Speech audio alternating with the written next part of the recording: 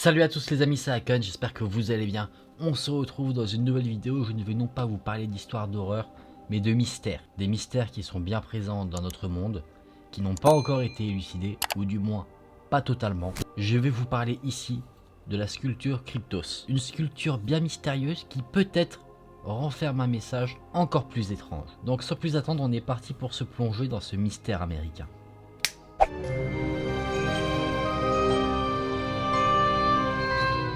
Alors déjà, quand on parle de Cryptos, on parle de quoi? On parle d'une sculpture présente aux États-Unis, mais à un endroit bien particulier. Elle se trouve dans l'enceinte du quartier général de la CIA. Elle a été conçue par deux hommes, Jim Sonbord, qui est un sculpteur américain, et Edward Chait, qui était un cryptographe de la CIA. La cryptographie, si vous ne savez pas ce que c'est une discipline qui consiste tout simplement à crypter des messages, c'est-à-dire les rendre confidentiels, non pas en écrivant une phrase simple, mais en écrivant une série de codes, qui, une fois décodés, laissera apparaître la fameuse phrase contenant le message, qui est souvent confidentielle et à ne divulguer sous aucun prétexte. Cryptos, c'est une sculpture que je trouve personnellement magnifique. Elle est constituée de granit et en son centre, on peut y trouver une petite fontaine. Juste en face des morceaux de granit, il y a une petite sculpture en cuivre qui a la forme d'un S, quand on le regarde en tout cas du dessus. Et cette sculpture a déjà un sens par rapport aux matériaux utilisés dans un premier temps. Le bois symbolise les arbres qui se trouvaient sur l'endroit autrefois,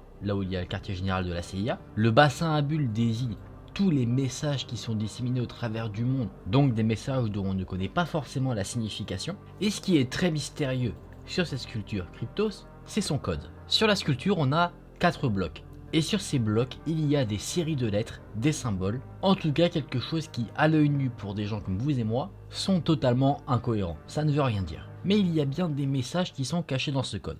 Rappelez-vous, ça a été fait par un cryptographe de la CIA, donc on peut en conclure que le message a été codé avec un système de cryptage. À la date de 2010, il n'y avait que 3 sections qui avaient été décodées. Publiquement, la première personne qui a annoncé avoir décodé une grande partie de cette sculpture est un homme du nom de James Gillogly. C'était un chercheur informatique et il a déclaré avoir décodé 768 caractères présents sur la sculpture. Il y en a donc 97 qui sont encore à décoder pour le moment. Forcément, cette sculpture étant très mystérieuse, ça a fait un peu parler. Et la CIA, eux, ils sont venus et ils ont dit que un de leurs analystes, du nom de David Stein, avait réussi avant James Gillogly à décoder la même chose.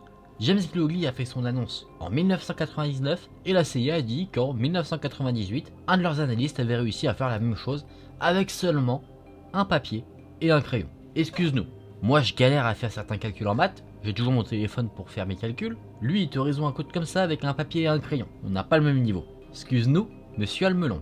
Également, la NSA, la National Security Agency, a déclaré que plusieurs de leurs analystes ont réussi à décoder la même portion sur la sculpture Cryptos. Néanmoins, la dernière portion, elle, personne n'arrive à la décoder. On ne sait pas forcément pourquoi. Mais là maintenant, vous allez me dire, la sculpture, elle dit quoi? Avant d'en venir à ce qu'elle nous dit, j'aimerais vous parler un petit peu d'abord de comment les gens ont fait pour décoder cette sculpture. Je vais pas me plonger dans les détails parce que moi-même j'y comprends pas grand chose. La totalité du panneau en haut à gauche a pu être déchiffrée à l'aide du carré de Visionnaire. Je rentre pas dans les détails, je vous laisse chercher si jamais ça vous intéresse, mais c'est très complexe, pour moi en tout cas. Et les autres panneaux déchiffrés, c'est-à-dire le début du deuxième panneau, celui qui se trouve en bas à gauche, a pu être décollé selon une transposition modulaire ligne-colonne. Je n'ai aucune idée de ce que ça signifie. Mais ça c'est pas le plus important. Le plus important, c'est ce que les messages décodés nous indiquent. Le début du panneau 1, la première partie décodée, dit, en français évidemment, entre l'ombre subtile et l'absence de lumière réside la nuance de l'illusion. C'est assez mystérieux comme phrase. Je sais pas ce que ça veut dire, mais je trouve qu'elle n'a pas un air rassurant comme ça. On parle d'illusion, d'absence de lumière, une ombre subtile, qu'est-ce que ça pourrait déjà vouloir dire? Aucune idée. La fin de ce premier panneau a un sens totalement différent, mais pas non plus très rassurant en tout cas. Cette fin de premier panneau dit donc « C'était totalement invisible, comment est-ce possible? Ils ont utilisé les champs magnétiques terrestres, l'information a été rassemblée et transmise discrètement vers une destination inconnue. L'anglais est au courant? Il devrait. C'est enterré là, quelque part. Qui connaît l'emplacement exact? Seulement WW. » C'était son dernier message. Et à la fin, il y a des coordonnées. Je me suis renseigné un petit peu, ces coordonnées indiquent pile poil l'emplacement du quartier général de la CIA.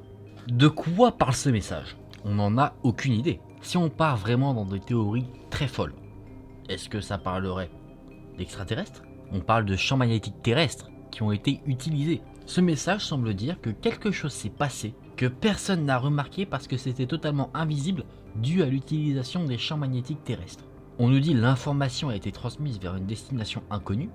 Est-ce que ça veut dire qu'une information terrestre a été transmise vers un endroit sur Terre, entre deux agences de gouvernement par exemple? Ou alors, est-ce qu'il y a une info qui a été piochée quelque part de notre planète vers quelque part ailleurs? Et si je fais le signe vers le ciel, c'est pas pour rien. L'anglais est au courant. C'est une question qui est posée. L'anglais est-il au courant? L'anglais n'est pas une personne. C'est la ville où se trouve le quartier général de la CIA. Est-ce que cette sculpture nous dit qu'il s'est passé quelque chose et qu'on se demande si la CIA est au courant? Donc peut-être quelque chose qui s'est passé sur le territoire américain. On n'en sait pas plus. Il devrait s'être enterré là quelque part. Est-ce que, en dessous du QG de la CIA, il y aurait quelque chose d'enterré? Mais quoi? J'aimerais bien le savoir personnellement. Sauf si c'est quelque chose de totalement néfaste. Selon ce message, personne ne connaît l'emplacement exact. Est-ce que la CIA se trouve à l'anglais pour rechercher le sujet de ce message? La chose qui est enterrée, qu'est-ce que ça pourrait être?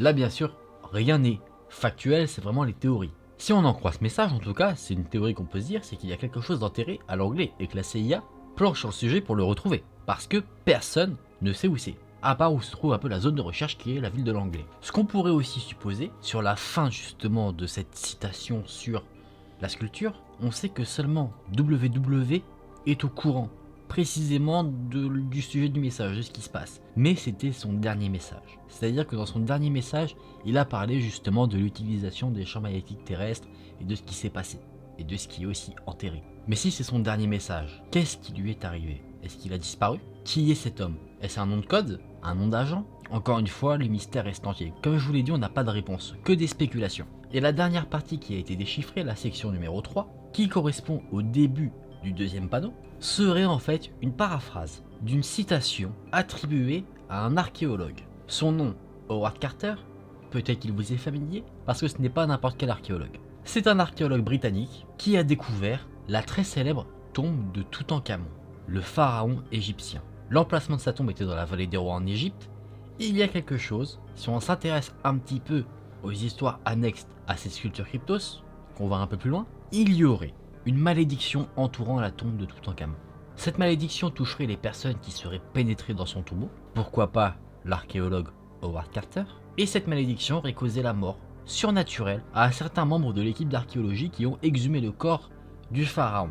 Par exemple, la première personne à avoir été touchée par cette malédiction, si on y croit, serait la personne qui aurait commandité les fouilles du tombeau de Toutankhamon. Un homme du nom de Lord Carnarvon. Vous allez me dire, mais qu'est-ce qui lui est arrivé à ce pauvre homme? Au moment de sa mort, le 5 avril 1923, on dit que son chien aurait poussé un aboiement terrifiant avant que lui-même ne meure également. Toutes les lumières de son château, ainsi que celles de la ville du Caire en Égypte, se sont éteintes et on n'a trouvé aucune explication rationnelle, logique, à cette énorme panne. Il y aurait au total 26 autres personnes, membres de cette équipe d'archéologie, qui seraient morts selon la rumeur de cette fameuse malédiction. Elle pouvait être touchée par des maladies qu'on ne comprenait pas, donc on a là aussi également un mystère, même si on peut essayer de rationaliser au maximum la chose en se disant que c'était peut-être l'air à l'intérieur du tombeau qui a causé justement ces maladies. C'est très important je trouve de s'intéresser à cette malédiction parce qu'on pourra peut-être en faire un lien avec ce qui est écrit dans la sculpture. Revenons à la troisième section qui a été décodée. Que nous dit-elle? Eh bien l'écrit le voici. Lentement, désespérément lentement, les débris qui encombraient la partie basse du passage furent retirés. Les mains tremblantes, j'ai fait une petite ouverture dans le coin supérieur gauche que j'ai progressivement élargi. J'y ai alors introduit une bougie et longuement observé à l'intérieur. L'air chaud qui s'échappait de la chambre faisait vaciller la flamme. Mais à présent, les détails de la pièce m'apparaissaient au milieu de la brume. Voyez-vous quelque chose? Et c'est là que s'arrête cette citation. C'est un sacré mystère. Le reste de la sculpture cryptos n'a pas été décodé. On ne sait donc pas quels sont les messages cachés dans le code de ces dernières parties. Mais on a quand même de quoi se mettre des choses sous la dent. Le sculpteur qui a bâti cette statue, Jim Sanborn, a donné quelques indices pour aider à décoder le message indiqué. Peut-être que lui était au courant du coup de la signification, mais on ne sait pas pourquoi il ne veut pas la partager. Les indices, c'est 3 mots. Les indices sont bien sûr en anglais. On a clock, horloge en français, Berlin, la ville allemande, et nord-est. Qu'est-ce que ça peut bien vouloir dire? Est-ce qu'il y aurait quelque chose à Berlin? Est-ce que le message serait parti de Berlin vers l'anglais? On ne sait pas. Est-ce que le fameux WW était en mission à Berlin et il aurait découvert quelque chose? On ne sait pas du tout. Une des théories les plus folles, qui n'a pas forcément beaucoup de sens, c'est qu'il y aurait un lien en fait entre cette statue et la crypto-monnaie. Pourquoi? C'est que sur le tout dernier panneau, on aurait une ligne, en faisant un dessin quelque peu particulier, où il y aurait marqué Toshi. Et vous allez me dire, je comprends pas quel est le lien. C'est que la personne ou les personnes qui ont développé le Bitcoin utilisaient un pseudonyme. Ce pseudonyme est le suivant, Satoshi Nakamoto. Là aussi on a un réel mystère, on va pas s'attarder là-dessus, mais on ne connaît pas réellement l'identité de ce Satoshi Nakamoto. On a quelques identités possibles. Une fois, un homme de 37 ans vivant au Japon a été présenté comme étant Satoshi Nakamoto, mais peu de gens y ont cru. Ce sera peut-être pour d'autres vidéos ou une autre histoire. En tout cas, je trouve ça assez amusant le lien entre crypto-monnaie et le nom de la statue, Cryptos. Bien que ça s'écrit quand même assez différemment. Mais bien sûr, ceux qui font des théories sur un lien entre les crypto-monnaies et cette sculpture ont des arguments. Notamment un argument, suite à un indice donné par Gene Sandborn, l'indice Berlin, c'est que le Satoshi Nakamoto utilise une adresse mail allemande. Cette théorie-là, vous y croyez pas, sur le fait que peut-être la CIA avait prévu ou organisé la création du Bitcoin, ça, théorie du complot ou pas théorie du complot, j'en sais rien, mais en tout cas c'est une théorie que je vous mets en avant comme ça. Maintenant, vu que je fais quand même des vidéos sur le paranormal, l'horreur, ce genre de choses, imaginons une seconde quelque chose d'un peu plus horrifique.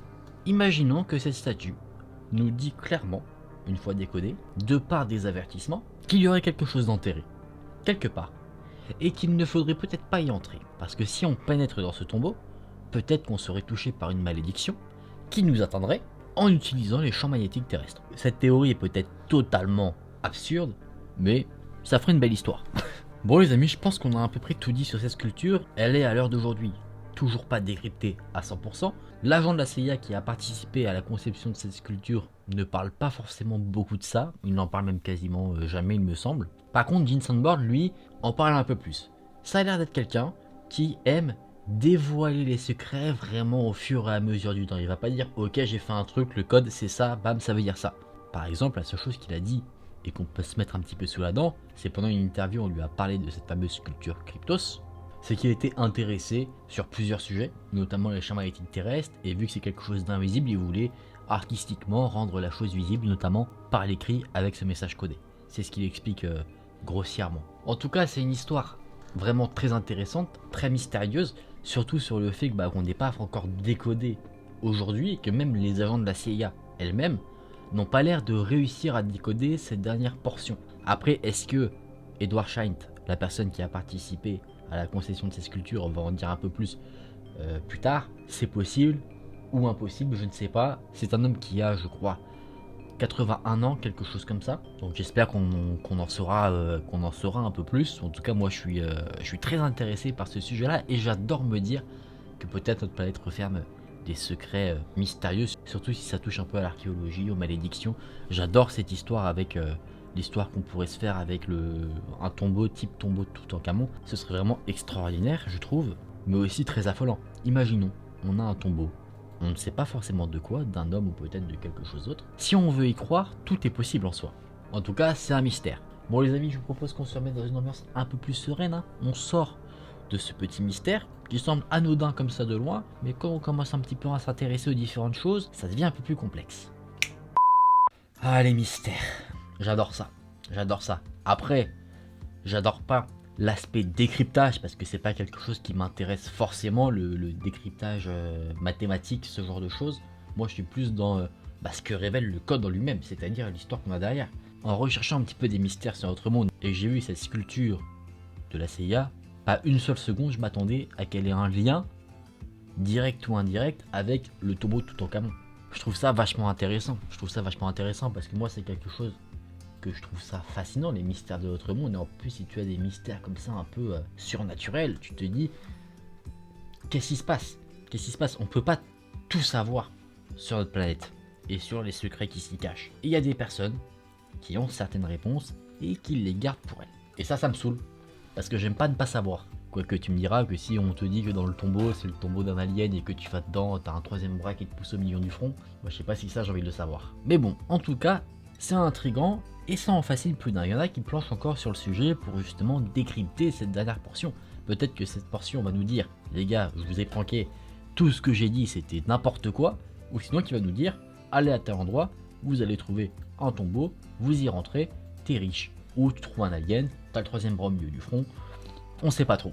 Les amis, n'hésitez pas à me dire en commentaire, vous, vos théories, ce que vous pensez de cette affaire, parce que là, franchement, on a un mystère sur le dos, il n'y a pas d'autre mot, donc j'attends vraiment de voir vos théories, parce qu'il y a quand même des choses à dire. J'espère que cette vidéo vous a plu, si c'est le cas, vous savez ce qu'il faut faire pour me le montrer. Vous pétez ce bouton pouce en haut. Et vous n'hésitez pas bien sûr à vous abonner à la chaîne. On se retrouve très vite dans une prochaine vidéo. Salut!